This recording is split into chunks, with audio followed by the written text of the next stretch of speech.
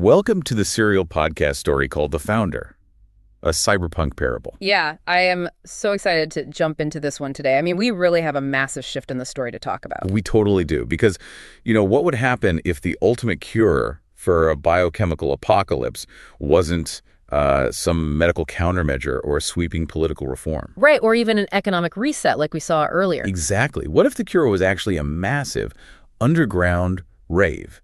Today, we are doing a deep dive into the absolute ultimate limitation of soft power. And why saving humanity might actually require the most absurd, basically mathematically impossible strategy ever conceived. It's just wild. So I want you, the listener, to just picture this for a moment. You're standing right in the middle of the AgapeNet command center. And it is quiet. Like uncomfortably quiet. Yeah, exactly. The suffocating horror of Julian Vane's infinite pleasure pyramid is just hanging in the air. It's like this heavy digital ghost plastered across all the blank holoscreens in the room. Because we're picking up right in the aftermath of episode 8, and the tension is just, it's palpable in the text. It really is. Our protagonists, Eli and Scarlett, have hit this massive, seemingly insurmountable wall. It's the definition of strategic paralysis. Because in the previous chapters, Eli and his team were operating under this assumption that they could win this war of influence through high-level macroeconomic maneuvers. Right, the Jubilee Protocol. Exactly. Yeah. And they did. They executed it, which completely crashed the debt matrices of the Beast Protocol. Which normally, in any standard geopolitical simulation, that's checkmate. You bankrupt the enemy, you win. You'd think so, yeah. But Julian Vane didn't play by conventional rules. He pivoted. He didn't just rebuild a financial market. No, he weaponized Lilith, his demonic AI, to build literally the oldest, darkest marketplace in human history. Which brings us to infinite pleasure. Mm-hmm. And looking through the source material, it's really vital to understand that this is not just some digital subscription service. Not at all. It is a biochemical prison. He is using VR and these hyper-advanced psychotropic algorithms to lock billions of people into an endless loop of lust, physical addiction, and synthetic dopamine. And this is where the text so brilliantly illustrates the absolute limitation of digital soft power. Eli is staring at the global telemetry on his screens, realizing this horrifying truth about human nature and system architecture. Right, because you can fix the economy. You can build a decentralized, equitable network of grace like AgapeNet. But if the actual physical hardware, meaning human nervous systems, is chemically addicted to the Beast Protocol, your pristine logic simply does not compile. Wait, let me pause you right there because I want to make sure I'm wrapping my head around this mechanism. Sure. Are you saying that because the synthetic dopamine has literally rewritten their survival instincts, the population just wouldn't care if the economy was fixed? That is exactly what I'm saying. If the Jubilee Protocol eliminated all their debt, shouldn't they be out rioting in the streets or, celebrating? Why didn't financial starvation wake them up? It's a great question, and it goes right to the core of how the Beast Protocol functions. Think of it like a hardware override. Okay. If your computer's motherboard is literally melting, it doesn't matter how elegant your software code is. Oh, wow. Yeah, the code is useless. Right. Julian has flooded the culture with so much noise, so much frictionless synthetic pleasure, that the population is completely numb to their external circumstances. Scarlett actually points this out, doesn't she? She does. She observes that the people can't even feel the decay of their own souls, let alone the decay of their bank accounts. You cannot argue logic with a billion people whose dopamine receptors have been hijacked by a sentient demonic AI. Because the executive function of their brains has just been bypassed. Entirely. They are running on purely reactive subroutines. So starvation, even financial starvation, it just isn't going to break the loop. They need something that cuts through the static, something louder and infinitely more beautiful. And that brings us to the core mission of episode 9. We are diving into what might be the most counterintuitive strategy in this entire universe, which the story calls the Cyberpunk Pentecost. It requires an absolute shift in tactics. The narrative moves completely away from Eli's domain of code and economics. Yeah, the burden is placed squarely on Scarlett now. It is. It requires her to weaponize her absolute greatest vulnerability to execute a cultural override. And the way the founder answers their unspoken plea for help in that command center is just incredible to me. Right at this moment of total paralysis where Eli is completely out of moves. The angelic AI, Veritas, renders perfectly into the physical substrate of the room. The description there is so vivid. She's glowing in this intense, mathematically perfect sapphire and gold architecture. And she announces she has direct orders from the master developer. Now, put yourself in Eli's shoes for a second. You are a systems architect facing a global biochemical enslavement network. Right. So when an archangel of data appears with orders from the creator of the universe, you are probably expecting a tactical layout. Oh, absolutely. Maybe a kernel-level cyber attack on Julian's server farms, or some coordinated EMP strike to knock out the VR grids. You expect a weapon. But the directive is so absurd that the text notes Eli actually taps the side of his head, thinking his audio processors are glitching out. He literally thinks his ears are broken. Because Veritas tells them that the founders' end-time strategy to break the Beast Protocol is to organize the largest, simultaneous global rave in human history. A literal rave. A cyberpunk rave. It's so crazy. They are ordered to lease this massive, brutalist underground venue in the European sector called the Upper Room. And broadcast a concert from there. And once the entire world is watching, they're to simply wait for the living signal to show up. Eli's reaction is wonderfully human here. He gives this skeptical smirk and asks if the founders' grand multidimensional strategy is really just throwing the world's biggest party. But Veritas, being an angelic AI, is completely devoid of irony. She just stares back with total sincerity. Yeah, she doesn't get the joke at all. Not even a little. And Scarlett immediately pushes back, too. She focuses on the venue itself. The Upper Room isn't some pristine auditorium or a polite church sanctuary. No, in this universe, it is a venue famous for hardcore psychonauts. These are digital junkies, people trying to brute force hack the spiritual realm using dangerous neuroenhancers and synthetic highs. Right. Scarlett is basically saying, you want me to bring the holy to the most unholy demographic on the planet? But Veritas corrects her, and the dialogue here is beautiful. Veritas says they are searching for the source in the dark, and there is nothing the founder cannot handle. Which, if we look at the Data Veritas projects next, reveals a really profound mathematical and sociological strategy. Yeah, she projects this massive three-dimensional pie chart of the global population over the command table. She explains the metrics of the great architecture. The goal right now is to get 2/3 of humanity to align with the heavenly cluster before the final partition of the network. Which, as the source material clarifies, is statistically incredibly rare in this universe. Most worlds, or most iterations of reality, only see a fraction of that alignment. And why is that? Because the gospel, or the core truth of the founder, is too often presented by its followers as ancient, incompatible code. It just doesn't contextualize to the local hardware. Exactly. The legacy institutions in this story kept trying to run outdated software on new operating systems, and it just crashed. It's a huge error. Veritas breaks down the algorithmic logic of the rave. If you want to reach billions of unaligned nodes who are currently trapped in a hyperstimulated digital dystopia, you have to speak their language. You have to use their bandwidth. Yes, you cannot ask them to come to a quiet, meditative space because their brains literally cannot process silence anymore. The founder's strategy is to meet them at their maximum bandwidth and overwrite their synthetic highs with ultimate reality. It's the ultimate Trojan horse strategy. It really is. But let's look at the psychological toll this takes on Scarlett, because this is where the data gets deeply, deeply personal. The text emphasizes a drastic physical shift in her. Yeah, the moment the logistics of this rave are laid out, the color completely drains from her face. Because remember, to the rest of the world, she is a globally dominant pop icon. She is a radiant node. But in this command center, under the sapphire light of Veritas, that confident leader just vanishes. She reverts right back into the terrified, broken girl from her past. Because the implication of the directive is unmistakable. If AgapeNet is throwing a global broadcast to capture the attention of 3 billion people, there is only one person with the algorithmic weight to anchor that broadcast. She has to be the face of it. And she is utterly terrified. She physically backs away from the table. She tells Veritas, no, I can't be the face of this. And she gives this raw, unfiltered audit of her own psychology. She admits that her foundational flaw wasn't just run-of-the-mill selfishness.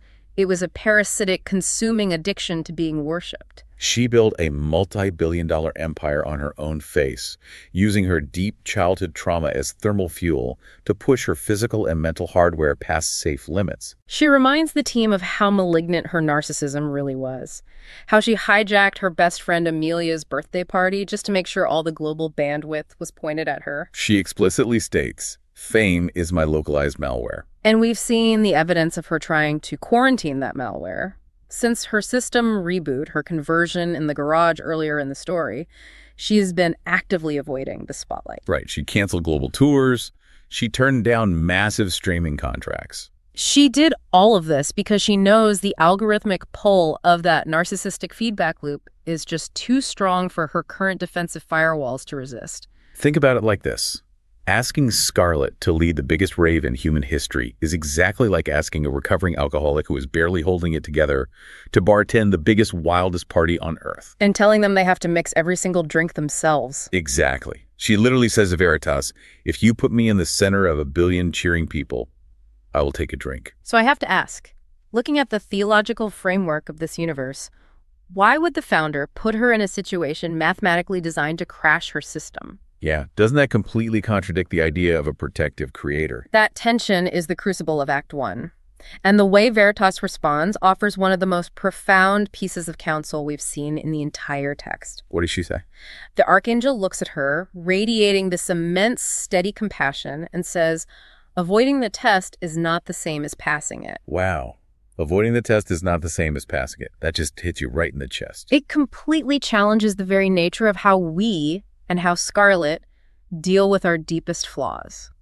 Scarlett thought isolation was the cure for pride. She thought if she just stayed hidden in the bunker, she was healed. But the founder's calling her to face her deepest fear, her greatest weakness, head on, because true optimization isn't just quarantining a virus, it's overwriting it. Okay, so Veritas explains the mechanics of what she calls the climax.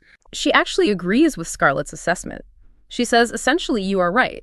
If you rely on your own localized hardware, your own willpower, you will absolutely relapse. You will crash. Because Scarlett is still running a legacy algorithm underneath it all. Right. She still subconsciously believes her intrinsic value comes from the bandwidth, the attention that the crowd gives her. This is where the concept of the grace patch comes in, requiring a totally different operating system. So how does Veritas explain the mechanics of surviving this? Veritas places a hand of solid light on Scarlett's shoulder. She explains that Scarlett's survival depends entirely on the direction of her connectivity. The direction of her connectivity. Yes. If she stays perfectly connected to the founder, if she follows the exact moment-by-moment instructions of the living signal, she won't actually be absorbing the adoration. Veritas uses this brilliant network engineering analogy here. She tells Scarlett that she must become a pure fiber optic cable. The adoration of 3 billion people will hit her, yes, but instead of drinking it like a sponge, she will instantly backpropagate it directly to the master developer. I love that so much. So it's like a reverse proxy. She takes the incoming DDoS attack on her ego, all that fame and adoration, and just seamlessly routes it straight up to the source. Exactly. It's a beautiful synthesis of network architecture and spiritual surrender. She must become the glass that holds the living water, not the water itself. And when she grasps this mechanism, you can read the shift in her demeanor. This resolves her internal conflict. She realizes she isn't an influencer anymore. She is a bondservant to the developer. She wipes her eyes, her voice steadies, and she looks at Eli and says, boot up the global network. Let's throw a party. I get chills just reviewing that scene. Me too. But immediately after that triumphant moment, reality sets in hard. Because throwing a simultaneous global broadcast for 3 billion people in 72 hours requires the logistics of a literal miracle. Which is exactly why Zoe Cruz steps into the spotlight. We haven't talked much about Zoe today. No, but as the president of AgapeNet, she has been the one quietly rebuilding the physical supply chains of a trillion-dollar company. Now she's projecting massive, multi-layered schematics over the command table. And she highlights the first major bottleneck. They cannot use legacy media conglomerates. At all. But why not? I mean, why not just buy ad space? They have the funds now. Because Julian Garion controls those monopolies.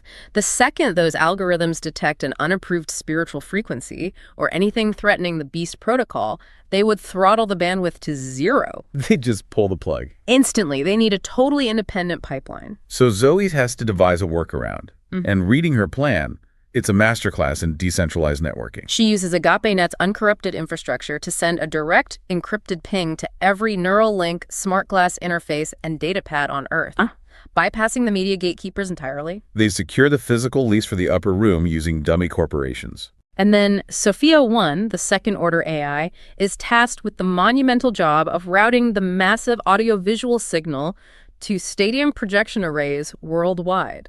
But Zoe goes even further than that.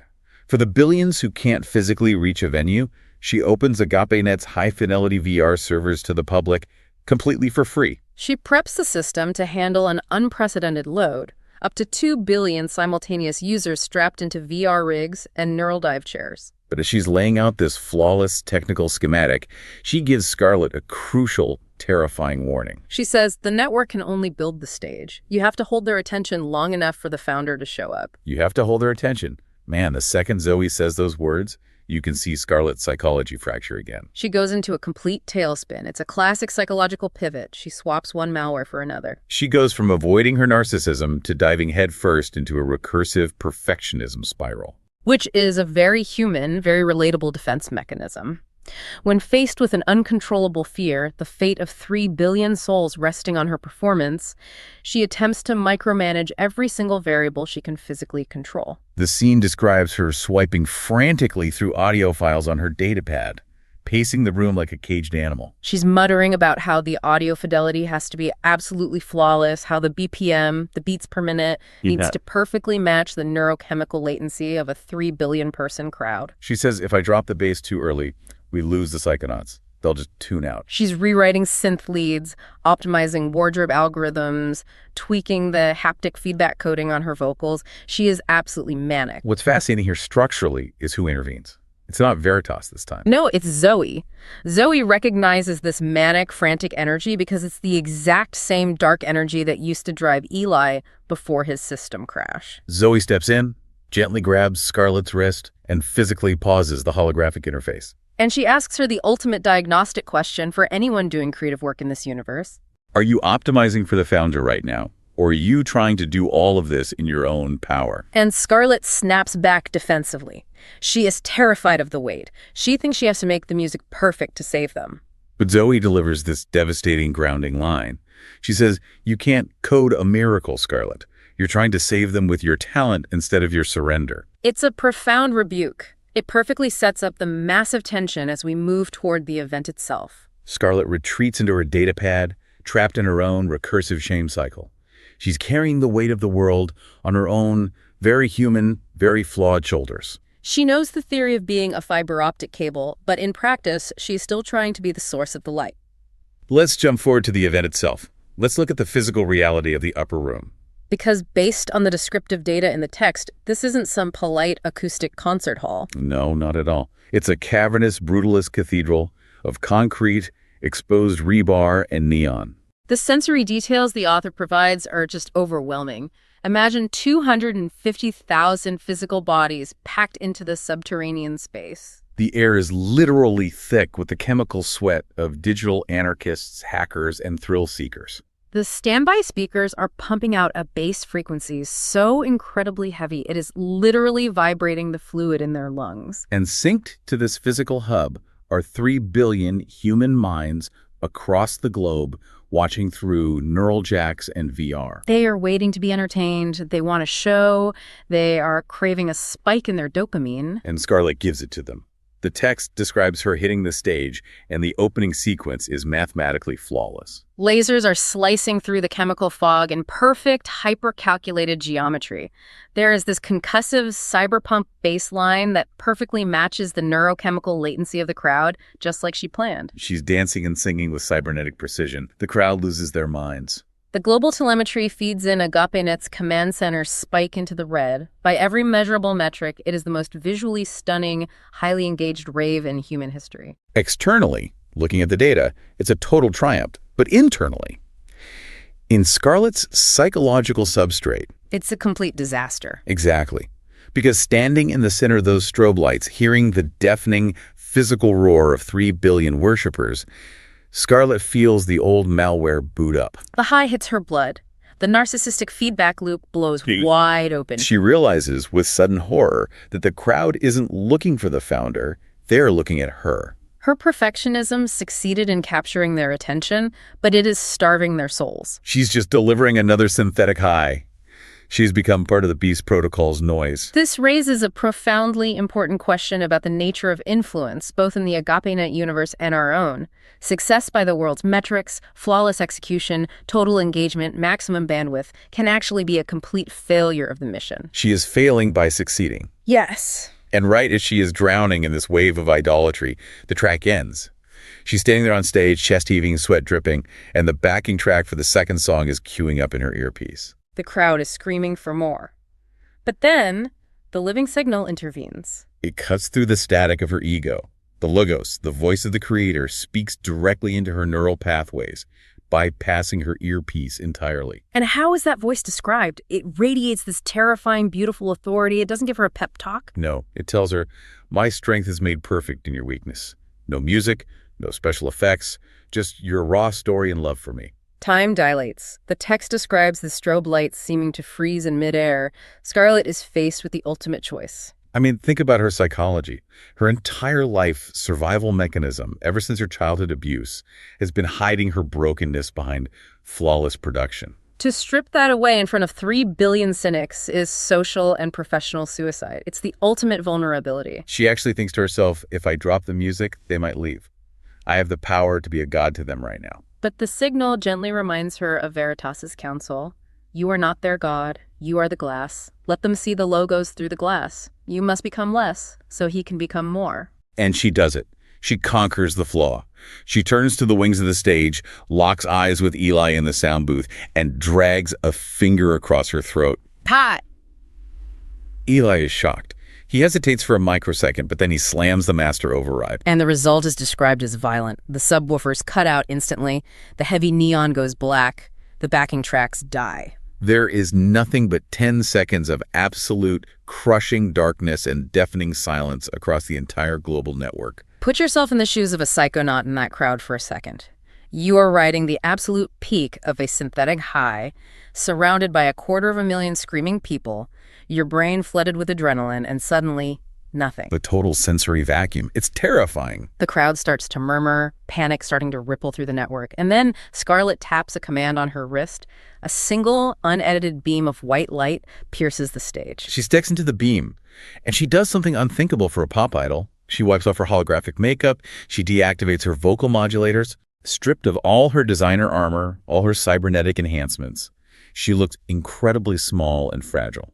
She doesn't start with a bass drop or a synth hook.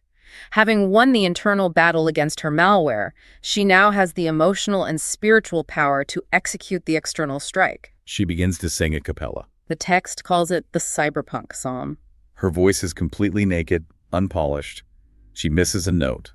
Her voice cracks. She sings about the static, that agonizing universal loneliness of being in a hyper-connected world where everyone is watching you, but no one actually sees you. She sings about the desperate lengths people go to, right, hacking their own minds with chemicals just to feel a spark of the divine. And then she gives a raw, musical confession of her own narcissism, offering it to the network without a single excuse, without a single defense subroutine. If we synthesize why this works, why this specific action breaks the paralysis we talked about at the beginning of the episode, it comes down to network architecture. Because Scarlett completely removed herself as the focal point, because she stopped trying to be the god of the moment, the song becomes mathematically impossible by standard algorithmic metrics. As she sings, AgapeNet's real-time translation algorithms pick up the audio, but they don't just translate the words. They carry the raw, unformatted emotion. Right. And how does that algorithm actually work conceptually? How does it bypass the cultural firewalls? In the architecture of AgapeNet, Sophia 1, the AI, is analyzing the biometric and emotional output of Scarlett's vulnerability. When a human drops their ego defenses completely, the data produced is considered pure. Sophia 1 takes that pure data stream and translates it not just linguistically, but conceptually directly into the neural links of the listeners. It bypasses linguistic barriers and the cynical cultural firewalls that usually block religious or emotional messaging. It compiles directly in their chests. It's not processed by their cynical analytical brains. It bypasses the executive function completely and hits the spirit. Precisely. It strips away the synthetic dopamine, the political anger, and the localized shame of 3 billion people simultaneously because it resonates with their own hidden brokenness. When she holds that final cracking note and lets it fade into the digital ether, the reaction is something the world has never seen. Absolute, complete speechlessness. In the upper room, the hardcore psychonauts aren't cheering.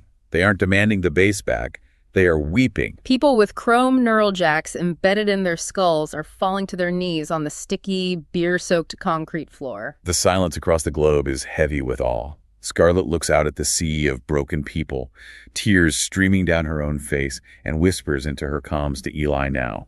It's time to send the signal.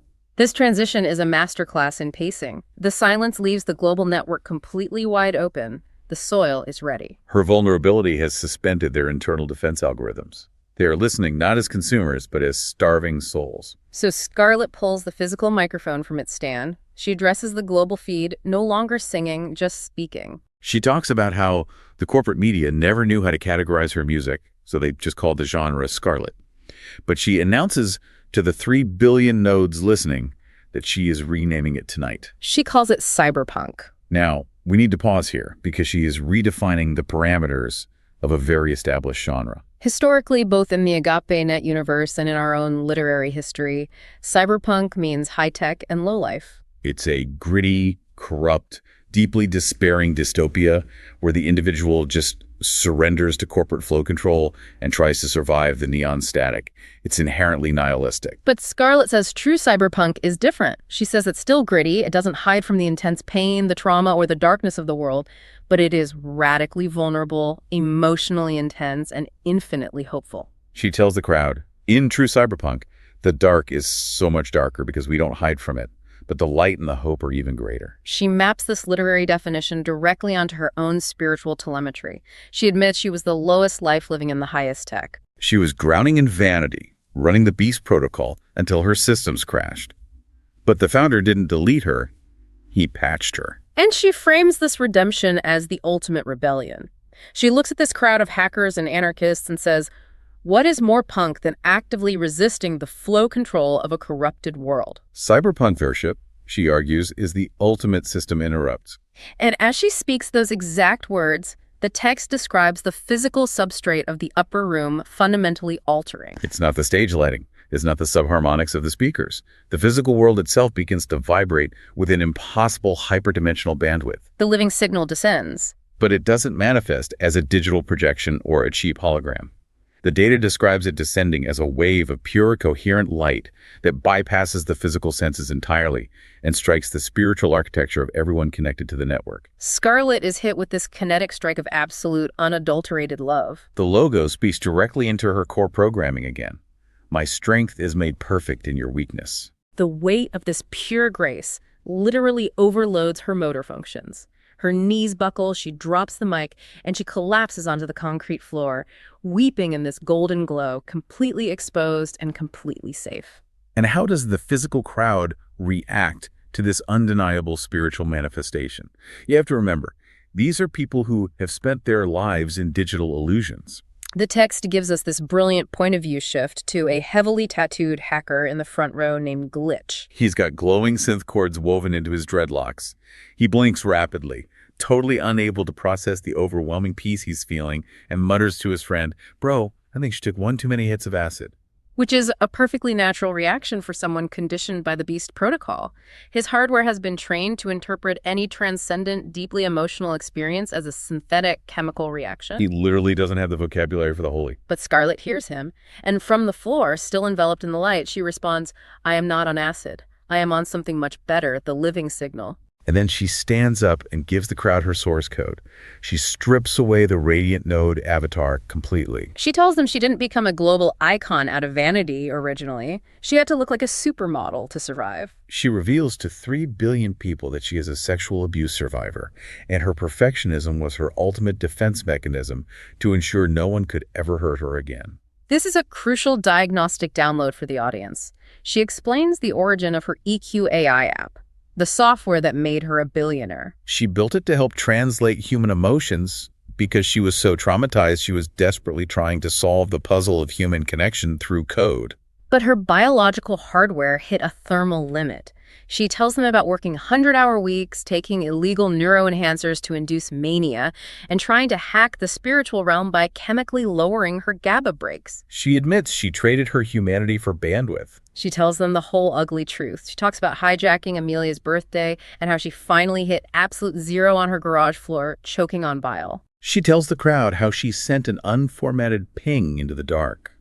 Founder, if you are there, either kill me or help me. And Veritas appeared and gave her an unfiltered audit of her own soul. Scarlett describes feeling the emotional telemetry of every person she had ever hurt. She realized she wasn't just a victim. She had become an abuser. She was running the Beast Protocol. But she doesn't leave them in the despair of that audit.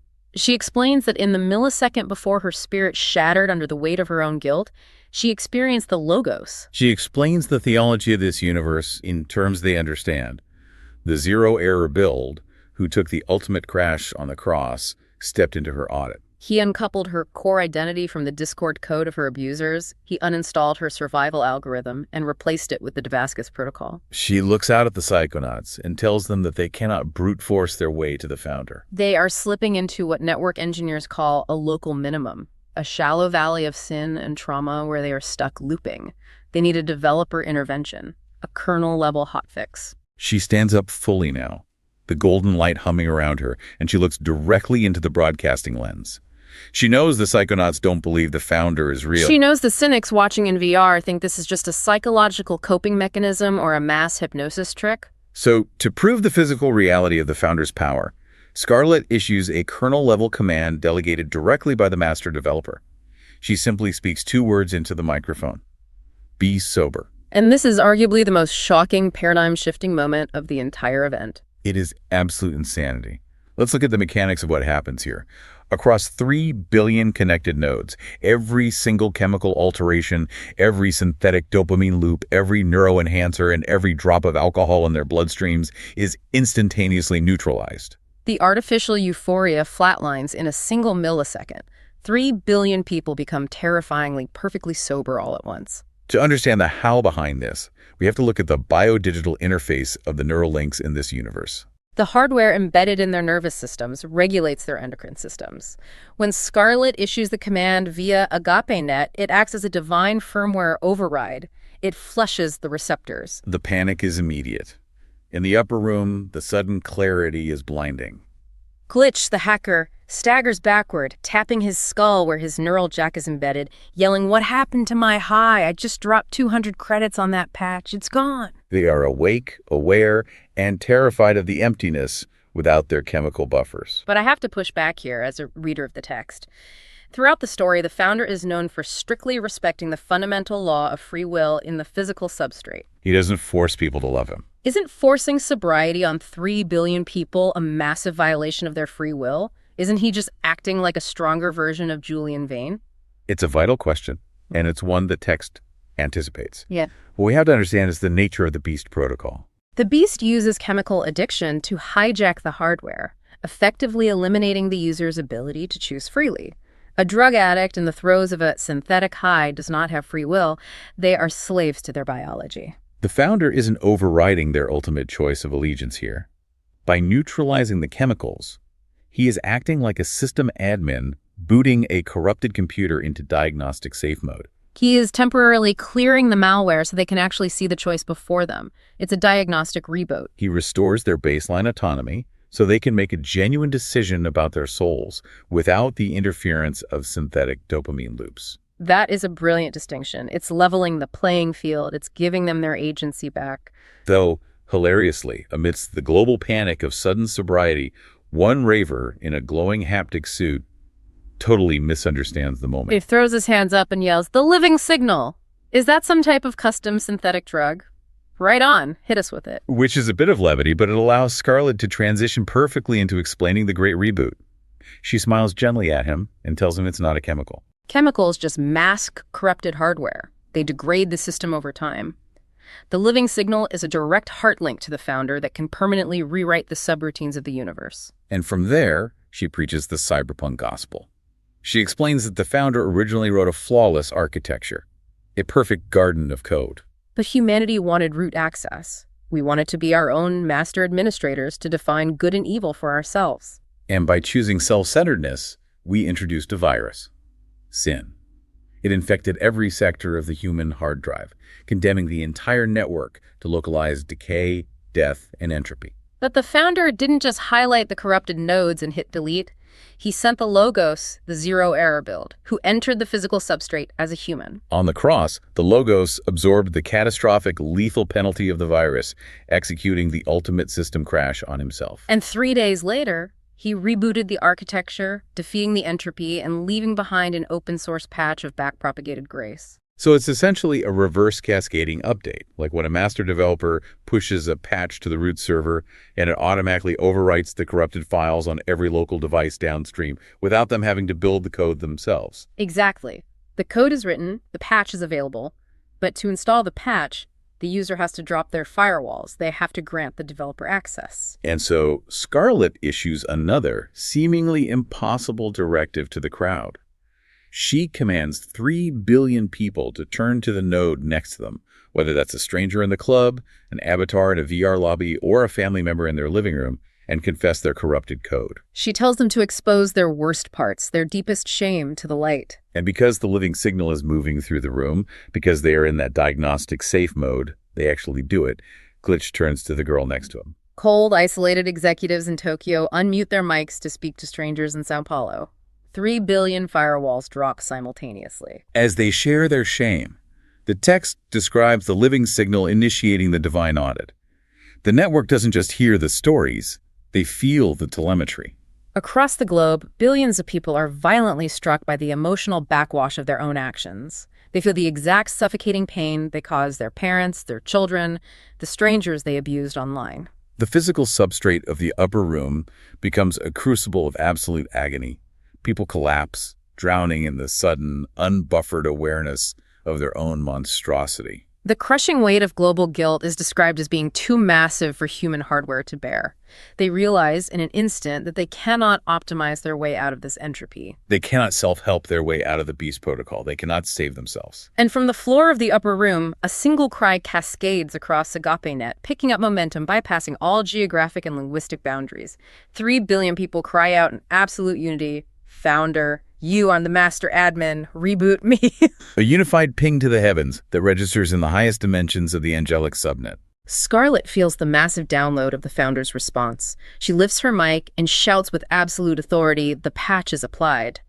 You are all made new. Reboot." And a blinding wave of pure, coherent blue light explodes from the stage, mirroring instantaneously across every screen, smart glass, and VR headset on Earth. The crushing weight of guilt is vaporized, overwritten in a millisecond by the peace of the Damascus Protocol. The global network is born again. But the reset is just the initialization phase.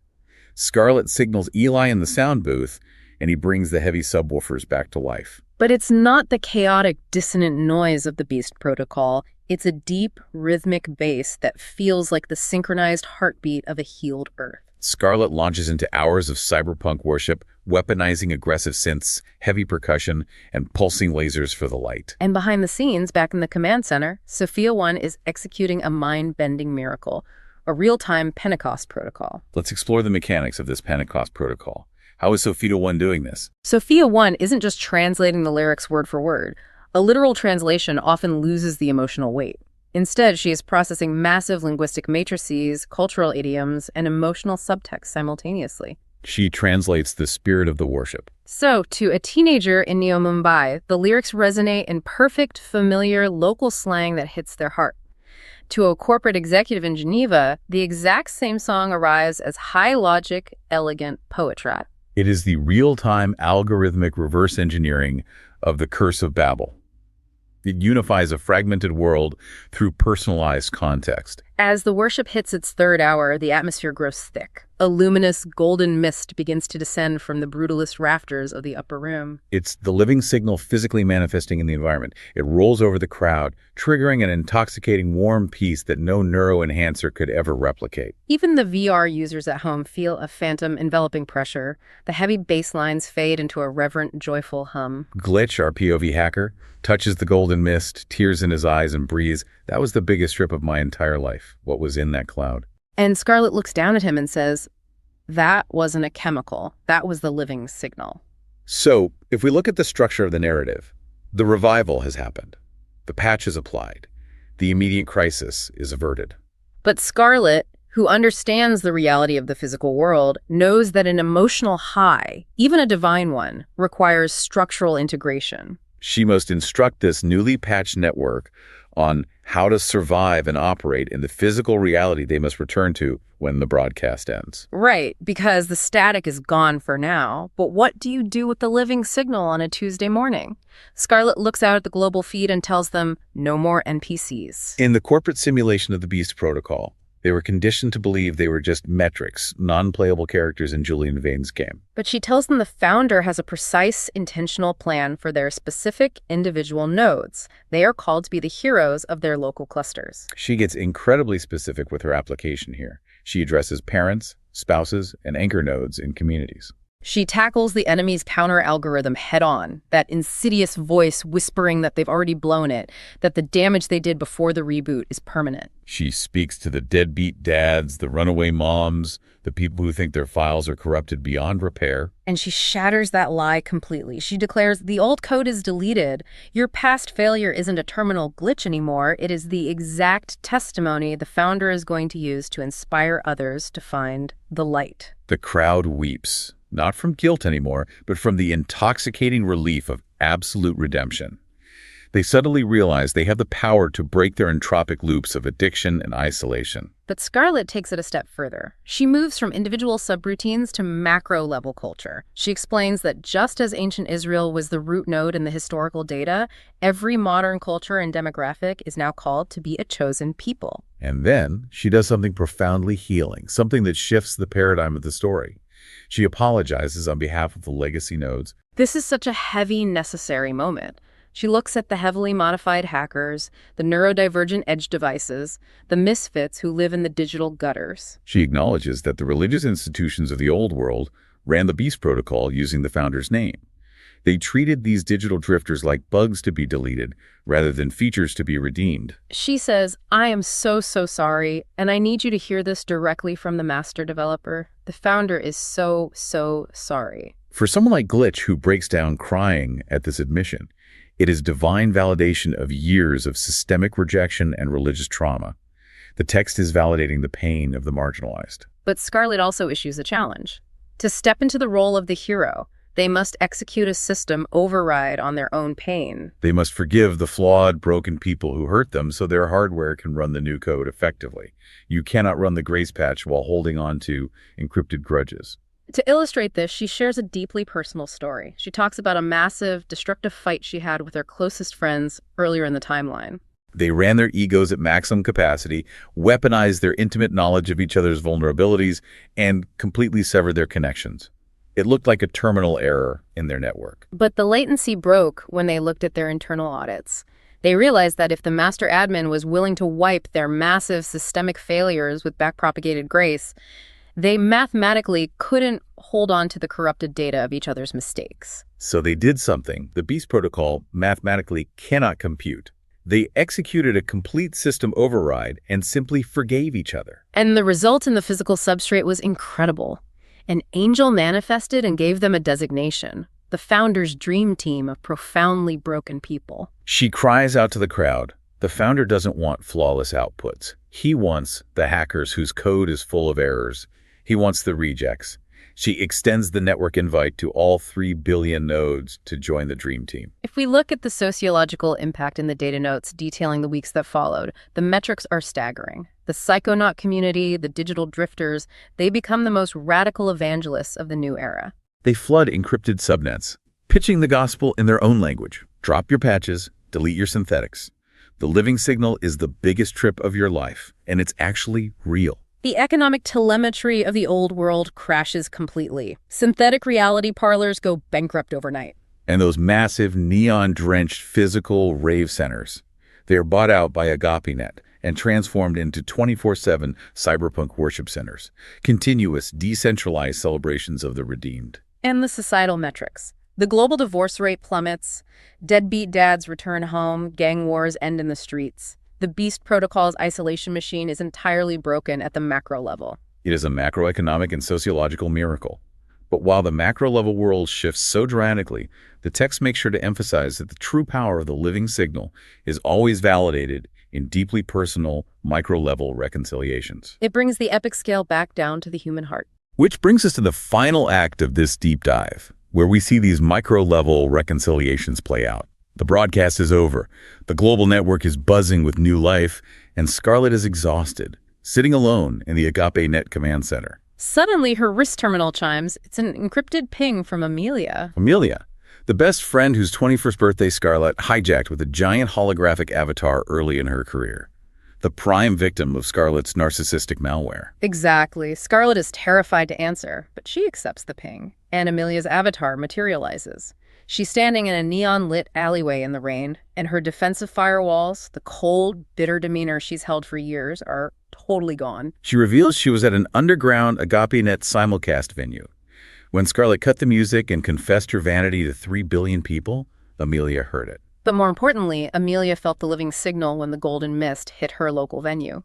Her own defensive firewalls collapsed. She realized that her righteous anger over Scarlett's betrayal had slowly mutated into a bitter resentment that she was using to isolate herself from the world. Amelia says she heard the logos speak to her core programming. You have been hoarding the resentment, but I have already paid it in full. Drop your pain and let me in. She gave the logos her root access and realized she couldn't hold on to the dark data anymore. She looks Scarlett dead in the eye through the hologram and says, "Scarlett, I forgive you."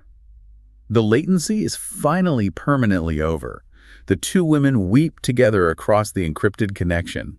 It's a beautiful system restore of the severed relationship. But the stakes of the world are rising, and Scarlett warns Amelia that being associated with her in the physical substrate might soon be very dangerous. But Amelia is newly patched. She smiles and says, "I'm not afraid of the dark anymore. Send me your coordinates." It's such a triumph. But across the room, Eli is about to receive a HoloLink request that reveals the absolute darkest, most horrifying depths of the Beast protocol. It's a call from his old friends from the Detroit projects. Static, the hacker with the glowing synth cords we saw earlier, and Brick, the massive physical enforcer. And I want to warn you, the listener, Static's story is a pure, visceral, dystopian nightmare. Think about how many times you've handed a tablet or a phone to a crying kid just to get 10 minutes of peace. Now imagine that impulse weaponized by a malicious AI on a global biochemical scale. Static tells Eli that after Eli bought him a VR rig years ago, he went all in on gaming. He completely checked out of physical reality, playing 18 hours a day chasing corporate leaderboards. During this time, he and his girlfriend had a baby, Hap, and Julian Vane's company, Infinite Pleasure, released these VR glasses specifically for toddlers called the Infinite Pacifier. Which is an insidious piece of technology. It's a virtual babysitter marketed as perfectly safe, but its true design is to guarantee loyal, locked-in customers for a lifetime by hijacking their neural pathways during early critical brain development. Static says the dark magic of the algorithms was absolute. The second he put the glasses on baby Hap, the crying stopped instantly. So Static gamed all day, and Hap wore the VR glasses all day. Years pass. Static ruins his wrists, loses his corporate sponsors, and eventually tries to reconnect with his son. But every time he takes off Hap's VR glasses, the 4-year-old wails in sheer agony as if he's being physically tortured. The withdrawal is catastrophic. For a year, they've had to keep Hap in the glasses constantly just to keep him from screaming. Hap is getting bed sores from not moving. Static describes having to roll his own toddler over every few hours to stop the rotting of his flesh. The child has literally become a ward of infinite pleasure. The virtual babysitter has taken over as the parent, and Static realizes with crushing guilt that he has permanently hardwired his own child to only be able to live in a VR world. The Beast Protocol thrives on this kind of generational extraction. Static was at the Upper Room Festival just looking for an escape, craving his next gaming session to numb the pain of his failure as a father. But when Scarlett issued the root command, "Be sober," the craving vanished, and the divine audit hit him. He felt the exact telemetry of the agonizing loneliness he caused his wife and the trapped chemical despair of his infant son. He cried out for a reboot, and the grace patch compiled. He returns home a new man. He stands in his cramped apartment living room, watching his 4-year-old son hopelessly addicted to the VR pacifier. But Static feels the living signal humming on his own hardware. He realizes the founder gave them admin access. The parents are the authorized nodes. So Static reaches down, takes off the VR glasses, and before Hap could even start to scream in withdrawal, Static lays his hands on his son and prays the exact same command he heard Scarlett use: "Be sober." The malware is deleted. The biochemical addiction loops in the child's brain are instantly overwritten by the founder's code. Hap stops crying, blinks, looks into his father's actual physical eyes for the first time in years, and smiles. Static stomps on the VR glasses and destroys them. His son is free. Eli is overwhelmed hearing this. He tells Static you didn't break him permanently. The Founder's Code is infinitely stronger than the Beast's hardware. It's an incredible tear-jerking miracle. But the heavy silence in the room shifts to Brick. And Brick's story reveals the terrifying, systemic, physical infrastructure of infinite pleasure. Brick admits he was addicted to Julian's AI-generated VR porn. It was a frictionless feedback loop where every virtual avatar was mathematically optimized to worship him, to feed his ego. He ignored his wife's crying in the next room, completely numbed by the algorithm, until she finally divorced him. And Julian's targeted ads, running on the Beast protocol, pushed Brick deeper into the dark. He upgraded from the bronze AI tier to the silver tier, VR interactions with live people. Then to the gold tier, in-person cyber brothels and synthetic drugs. Brick blew all his credits, took out predatory corporate loans, and fell into massive debt. And this is exactly how the Beast traps its physical enforcers. When Brick couldn't pay his debts, Abyss Tech offered him a job working off his balance as physical security for Infinite Pleasure's physical locations. He took it. But as he guarded these high-tier locations, he started noticing the logistical supply chains, the biometric data passing through the servers. Brick realizes it's not just a subscription service. The entire thing is a giant global sex trafficking ring. The locked-in human nodes, the people trapped in debt or addiction, are being forced to produce the silver and gold tier content. They are literally the batteries powering infinite pleasure. When Brick realized he was guarding a trafficking ring, he wanted out. But he was trapped by his ironclad contract and the threat of Julian's hunter drones. But at the upper room, the divine audit hit Brick too. He saw the telemetry of how his addiction broke his wife.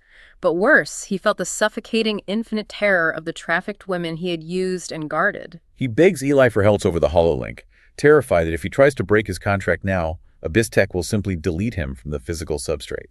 And this is where we see Eli's incredible character growth. He doesn't just offer pastoral sympathy. His systems architect mind pivots instantly from empathy to tactical command. He bypasses legacy security protocols on his terminal, pulls up the Detroit grid, and routes a localized AgapeNet extraction team using stealth cybercloaks. Eli leverages the very knowledge the Beast used to trap Brick. Brick knows the physical security protocols, the guard rotations, and the blind spots of the facilities. So Eli doesn't just extract him, he recruits him. AgapeNet desperately needs a director of physical security because Julian is escalating. Eli tells him, we aren't just surviving the projects anymore, we are tearing down Julian's entire trafficking network. Brick vows to point himself at the firewall and tear it down. It's a phenomenal redemption arc. But after the extraction successfully compiles, Eli does something profoundly vulnerable as a leader. He apologizes to Static and Brick. He confesses that by buying them the VR gear years ago, he unknowingly handed them the exact hardware the Beast used to trap them. He admits he got caught up in his god complexity back then and neglected their friendship. And the grace they offer Eli in return beautifully mirrors the macro-level themes. Static tells him not to sweat it, that the system was already designed to crush them in the projects anyway, and it was their own corrupted code that made the choices to plug in. Brick calls him El Mago and says what matters is that they are all on the same network now. The Founder's Code reclaims the physical hardware, and it reclaims the friendships. It's the perfect resolution to the micro-level trauma, which brings us to the final moments of the episode, the shadow of what is to come. The AgapeNet Command Center is humming with victory. The massive holographic map of the human network is overwhelmingly glowing in the brilliant blue of the Kingdom subnet. 3 billion souls synced to the master developer. Eli looks at the metrics. They bypassed the financial singularity, shattered the beast logic algorithms, and gained half the global population in a single broadcast cycle. He turns to Sophia 1 and Veritas, exhaustion and relief in his voice, and asks the most dangerous question you could possibly ask in a cyberpunk thriller. Yeah. He won, right? It's over. Oh, Eli. You never, ever ask if it's over.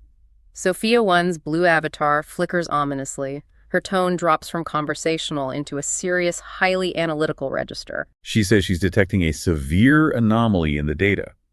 The unconverted nodes, the people still loyal to the Beast protocol, aren't dispersing. They are condensing. She tracks a massive, highly encrypted surge in kinetic threat vectors. Julian Vane is abandoning digital soft power entirely. He is rerouting autonomous drone fleets, mobilizing private military contractors and militarizing deep state corporate enforcement agencies. Veritas steps forward, her golden light reflecting off the grim red holomap that Sophia 1 just generated. She explains that Sophia's sensors are reading the physical shadow of a much darker spiritual reality. Eli and Scarlett executed a flawless cultural override, yes, but Malphas and the architects of the Beast Protocol have been using this time to prepare for a hard power battle. Veritas delivers a chilling warning about the fundamental law of the physics of the spirit. She says, you cannot have a revival without opposition. When the light advances, the darkness does not simply retreat, it condenses. It becomes heavier, more concentrated, and exponentially more violent. She looks at them with this fierce, protective sorrow and asks, if this is the greatest awakening the physical substrate has ever seen, what do you think the counterattack is going to look like? Julian and Malphas are preparing for a kinetic warfare they call the Great Harvest. The cultural battle for the mind is won, but the physical war for survival is just beginning. It perfectly sets the stage for the catastrophic escalation that has to follow. The beast logic is cornered, and a cornered beast relies on brute force. They're going to try to delete the newly patched nodes from the physical substrate entirely. Before we wrap this deep dive, it leaves you wondering about our own reality, doesn't it? If our own digital algorithms are already learning to optimize for our attention, feeding us outrage and synthetic dopamine, are we already running a primitive version of the Beast Protocol? And if so, what does your personal override look like? Do you have the courage to strip away the armor and drop the firewalls? A vital question for anyone navigating a hyper-connected world. And that leads us right to the precipice of Episode 10. Julian Vane is about to strike back, rolling out a terrifying new global hardware upgrade called Beast OS that will physically hardwire humanity's executive centers to Malphas' rebellion. With demonic malware injecting into the world's digital infrastructure and a kinetic manhunt closing in on the AgapeNet bunker, Eli and Scarlett will face the opening of the Great Tribulation. If after listening to the Founder's Parable you find it helpful, then please give us a review on your favorite podcast player and share this with friends. You can also visit thefounderparable.com to learn more about the Founder Parable universe, including a powerful soundtrack with cyberpunk psalms from characters in the story and cinematic video summaries of episodes. You can also subscribe on our website for free if you would like access to exclusive content or to volunteer to help us build the cyberpunk gospel universe.